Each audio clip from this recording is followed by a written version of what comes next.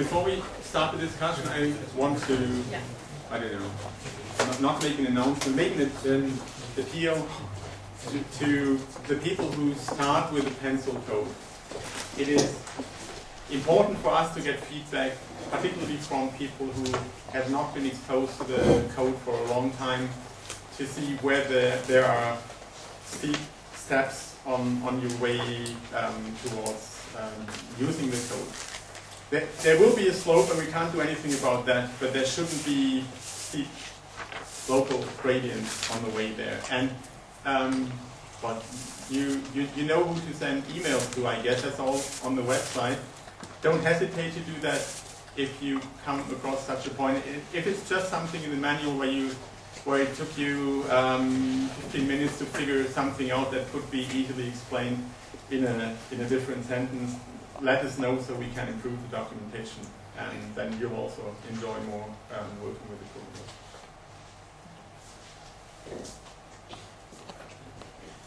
All right. So that's the way how the schedule looks like. I reshuffled a few of the items that are in the discussion here. You can reshuffle or order them in a more appropriate way if you have suggestions. So we've done the first part. We will have in the afternoon. We will have talks by Wolfgang, but then he wants to talk about, he wants the softies to topics, basically. Yep. That means we do this and or something like this for the time being. Is that a good idea? That's how it looks like now. And then we have Sven and Marcus today. Good. Right, so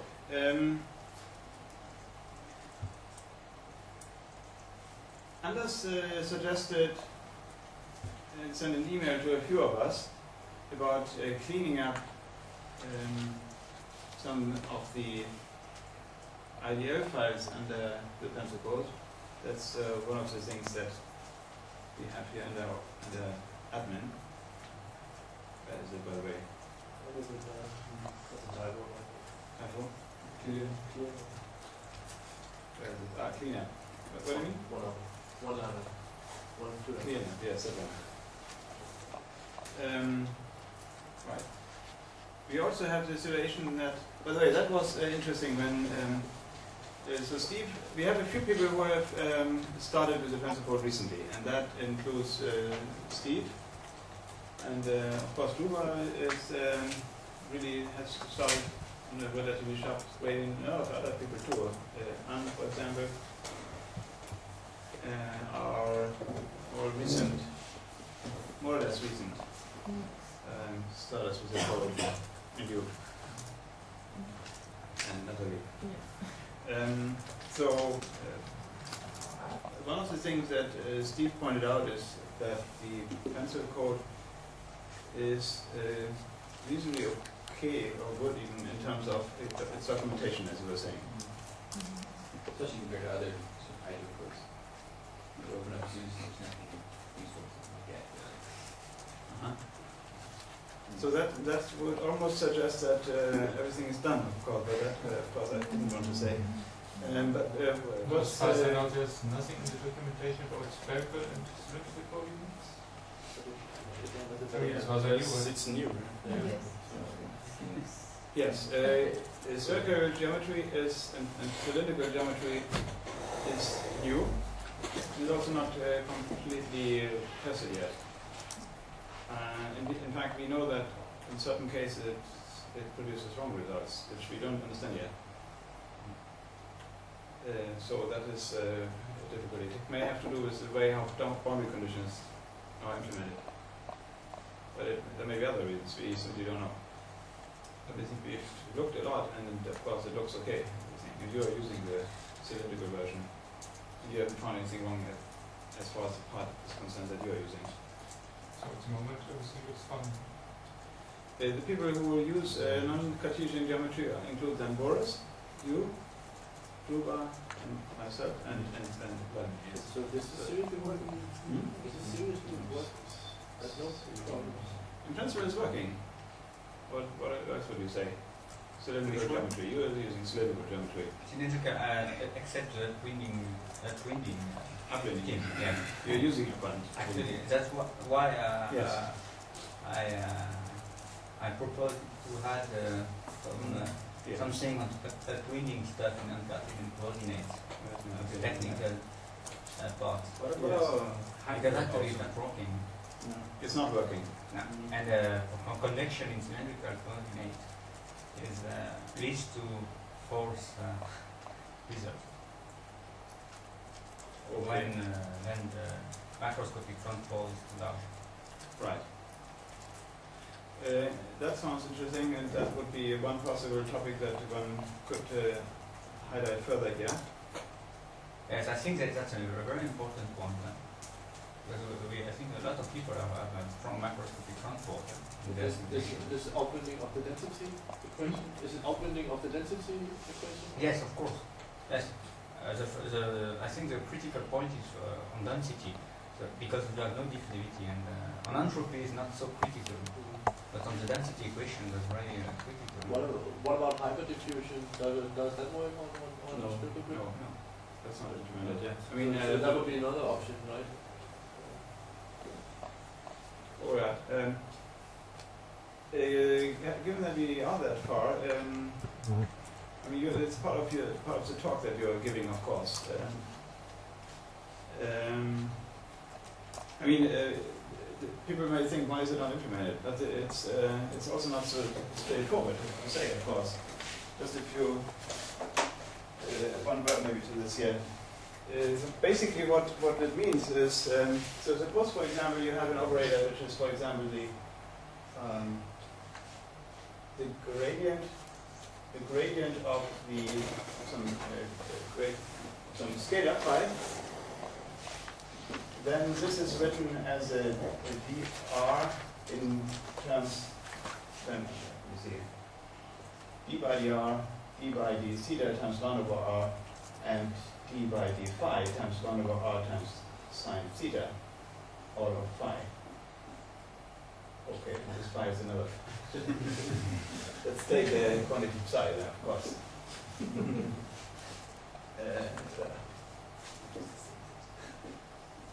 Right, and so we write this in terms of the so-called non-coordinate basis, which means that instead of writing it in terms of a theta derivative, we write it in terms of theta hat. And then these are all the same things. So phi hat and r hat, which is the same as d by dr. So in this so-called non-coordinate basis, the metric tensor is just a unit tensor again. So that means the metric tensor Gij is the same as 1, 1, 1 in this basis. So maybe I should write it with a hat, with two hats. As opposed to the metric tensor in the coordinate basis, which would be 1 r squared and r squared times sine theta. So all that really means now is that if you have more complicated derivatives to be taken, like for example a curve, of course, of a quantity A is written as an epsilon ijk times A, k, comma j. That would be in Cartesian coordinates. Now in cylindrical coordinates we simply do the covariant derivative. That means we write this as a semicolon. That's all we have to do. And that's, it looks incredibly simple. That's really all it is. So if somebody asks what is the quantity u dot grad A, then of course that is just the same as this you would regard Cartesian as this times A I comma j. And then you know this is wrong, and to make it right, I just make a dot here. That's all it's required. So, so now we have hyperdiffusion, and then the question is, what do we mean by hyperdiffusion? Hyperdiffusion normally means that we have our induction equation. Hyperdiffusion, we wanted to do induction equation, momentum equation. We do a momentum equation, yes. So that means my suggestion is that we replace the strain tensor, which is our strain tensor here. We replace this by a strain tensor by multiplied by del to the fourth power. That's of course how we have been doing it in the past. So if we do that in circular geometry, all we have to do is, that's already a tensor. So now, yes. So that really means, I think, it really means you have to do Sij semicolon. Okay, now it's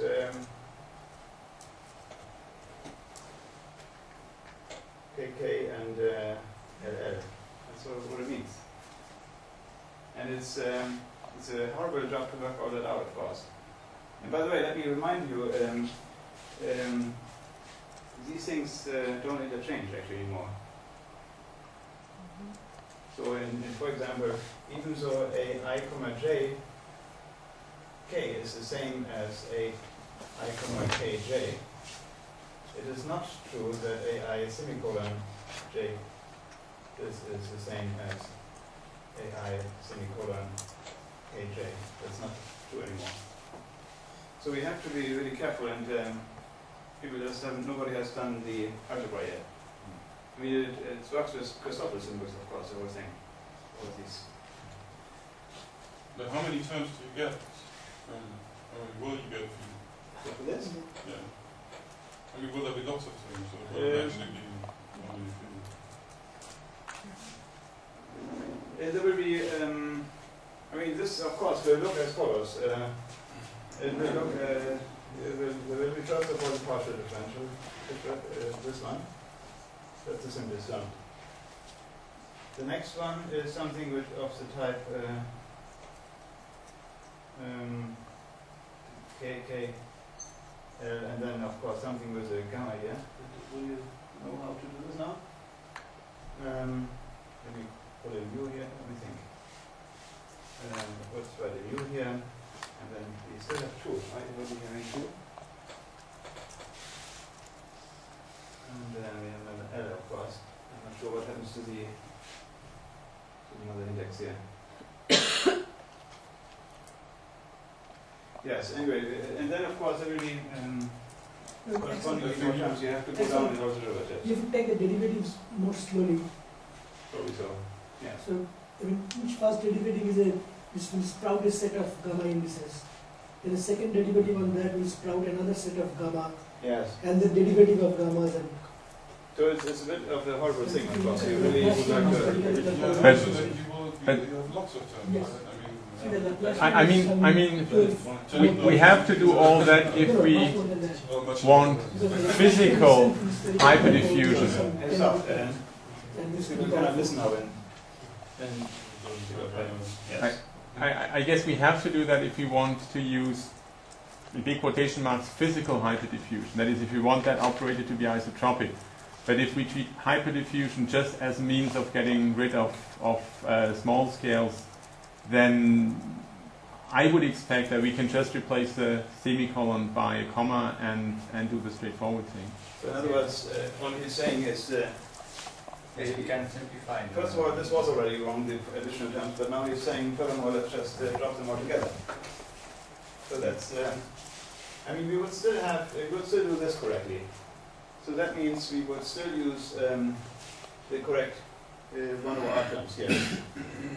But we wouldn't have any additional gamma. Yeah, because for example, the winding leads to something having some high hyperdiffusion. Exactly. And if you have convection, you have an isotropic direction, in this case vertical direction, and then we can apply upwinding only in the vertical direction.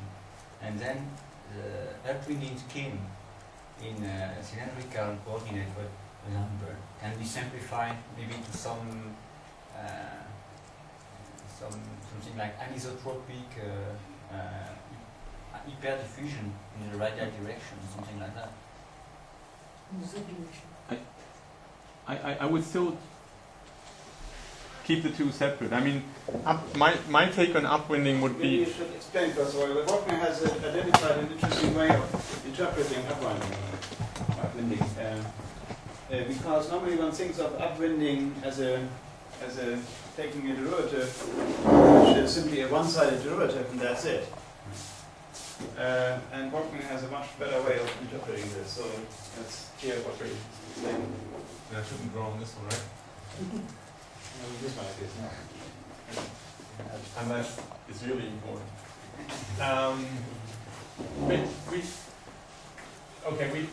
We're talking about, for example,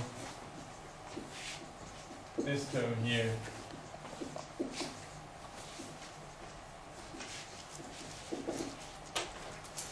The advection term for density, as Boris pointed out, density is one of the variables where the small scales go bad first, because we don't have a dissipation term there. And if you don't switch on upwinding, you just get the central derivative operator applied to that quantity. We use a scalar product just the way it's written here. We found, and basically you find lots of references to that in the literature on numerical methods, at least up to first order accuracy, which is not exactly what we're after, that if you don't use a central derivative, or central derivatives here, but if you use derivatives that use more information from upstream than from downstream. So if you point this way, and then if instead of using our symmetric stencil like this, where we would have something like -1, 9, -45, 45, -9, 1. Might be wrong, but I think I looked at that yesterday. Where we have symmetric weights here. If instead of this we drop that point here, and I do not remember, I do not memorize what the coefficients are then.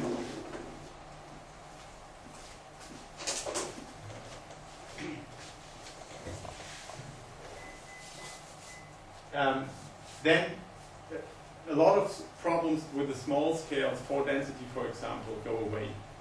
And if you use a second order centered derivative operator here and a first order upwind operator, then that's standard textbook stuff, but that's terribly diffusive. In our case, it turns out that we can represent, if I call this the center, no, because I want to put that here, the central F, and if I call this one here the upwind F, and I probably want this practice, that would be more to come. It turned out that the upwind F can be written as central operator applied to F plus, and then we have sixth order hyperderivative, that one, sixth order derivative centered actually with some prefactor. The prefactor is of course actually position dependent and is proportional to velocity, right? Yes, that makes sense. So there is some prefactor, and then we have, if we do this here, then we have u. Let me put ux. We just talk about the x direction. We put ux there, and then we have modulus of ux there. So the advantage of this is a plus sign here, and this is a factor. I don't remember. I think the question mark here. The advantage of using this as opposed to just using hyperdiffusion with a constant weight is that in places where we have little advection going on, we damp little. There's little going wrong there, so that's fine. So if we do it this way, then we apply enough hyperdiffusion in places where there's strong advection going on, which can really cause problems on the small scales. but we are not doing anything in places where there's no velocity. And this can actually be generalized, and people have done that before, and after I figured this out, I at some point found a paper where somebody really systematically investigated that.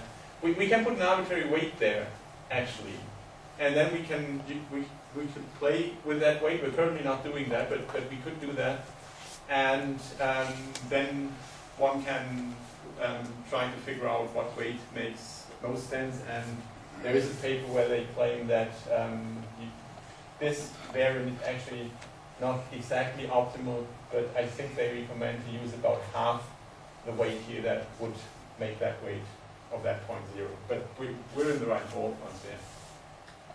Now, Do you mean overcompensate or undercompensate then? we damp more than we would have to, if I recall that correctly. But by a factor, I think it was about a factor of 2. It wasn't too bad. Now, my take at doing this in at least, say, cylindrical or spherical coordinates, maybe that doesn't really work for more complicated geometries, would be that instead of ux d by dx f, we now have something like, or not something like, but exactly omega d by d phi f, or whatever we call that, d theta by dt 1 over omega, right? d by, no, Okay. omega. The whole thing should give a time derivative. So, well, okay. This is 1 over time, this is dimensionless, so you get f over t. So on dimensional ground it must be omega. And it must be velocity. Oh. It's just that were we to use omega, which is the other set of coordinates that Axel mentioned, then it would just look like that. Now, what we are really using is u phi, so we need to use that, but write it as u phi over r d by d phi f, and then that one should be discretized as u phi over r, and then we have the central derivative of f, and this is now phi derivative, but I don't know where to put that in there. And then we have plus question mark, maybe I should put that up. And then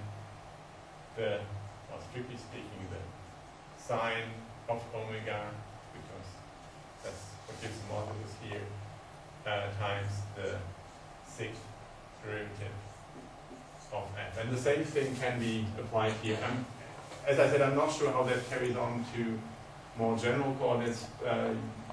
You're probably in trouble if the coordinates are no longer perpendicular, but I think that approach should give a clear recipe of how to do that in cylindrical geometry and how to do that in spherical geometry. And I'm pretty sure if you do it the right way with the Christoffel symbol, so you'll get the same thing. Just I have a question to understand. What happens if you are, for example, you are close to the surface of a star? You have a jump in density of the surface of the star, so the gradient of the log rho is not equal to 0. So what happens with this kind of model? Your velocity is not new. You have a flow inside the stars, and so what could happen? It generates an instability because of the problem we faced, and we have something in cylindrical coordinate. In fact, we are in the code. There is a model called the Donner-Shell model. To calculate these terms, the advection terms in the equation, we have a Donner-Shell model, almost center. It's almost center. And what we see, we succeed in to dump the instabilities of the density close to the star, but in the past we didn't have any velocity field, in the sense that we were doing just evolution with no motion. Now with the rotation law I generate a flow, a secular flow, but now I have a big instability starting in the row equation from the adduction terms. And I have a problem with the model. I am obliged to find a way to prevent the growing of instability, and I'm suspecting that the cane is not adapted. Or the sort of problem that we face in convection runs if we don't use upwinding appears when we have a steady or long-term flow that has, well, in one dimension, there's a simple, you can have a simple test profile. If this is ux and this is x, and you have something like this. That is, you have flow towards the boundary, but you don't have flow across the boundary. If you do that, what happens is this compresses any structure that is advective, just because the velocity is larger here than there. Well, I guess I could just do it even simpler. For tests, I use the sine profile, but I think it can be just like this. So we compress structures, and at some point, if you start out with something like this, at some point, this half sine wave will be compressed to 3 grid points or less. And that's the point when we then get aliasing, and a lot of this energy or this amplitude here goes into Nyquist signal, just zigzag on the largest spatial frequency we have, and that propagates through the box, and that's really bad. Well, it happens gradually in less artificial setups, but it builds up, and that's bad. There's no aliasing. Why do you say aliasing? You mean grid phenomena? I think it's aliasing that we're compressing structure, and thus the structure would want to, the energy would want to go into smaller scales than the Nyquist frequency, but it can't get there, so it gets back, or it gets stuck there in that sense. Oh, excuse me. But let me just finish that. This looks pretty artificial. I mean, you normally don't have steady flows that just compress and compress and compress and compress. But if you do box simulation of convection, and you have the velocity profile like this, then you have, for that component, you have exactly this situation here. Even if you do a star with boundaries somewhere further out, if you have a long-lived outflow like this, then you have that situation, and that's when we really see these Nyquist wiggles evolve. And if we apply upwinding, we practically completely get rid of those. So if that's the problem, then upwinding is highly likely to help. And anything else we try is not very good. Playing with the boundary condition is completely pointless, because that does not seem to be the problem. But if you have a different problem, then this may or may not help. In my case, the problem